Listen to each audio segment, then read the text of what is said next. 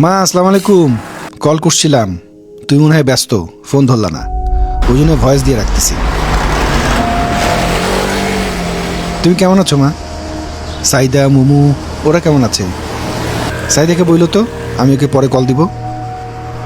আজকে ছুটির দিন তো, তাই একটু দেরি করে উঠছি। এই তো বন্ধুদের সাথে একটু বাইরে যাব। তোমাদের সবাইকে যে কবে এখানে নিয়ে আসতে পারবো। তোমরা যদি এখানে থাকতা তোমাদের কোনো জিনিসের অভাব হইতো না। এখানে ওয়েদারটা এত ভালো, তোমার শ্বাসকষ্টটা একেবারে কমে যেত। মা, আমি বাবুলের কাছে এই মাসে টাকাটা পাঠিয়ে দিব, ও সময় মতো দিয়ে যাবে।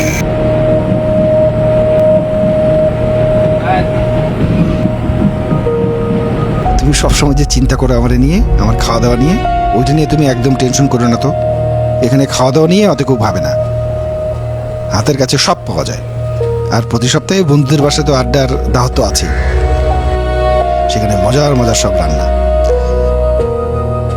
গতকালকে তুমি মিলনের বাসায় খাইলাম, সব কিছু নিয়ে আমি অনেক ভালো আছি না। আমি জানি তুমি সবসময় আমার নিয়ে ভাবো, কেমন আছি, কি করছি, কি খাইতেছি। আমার নিয়ে তুমি আর একদম টেনশন করো না তো, আমি ভালো আছি মা।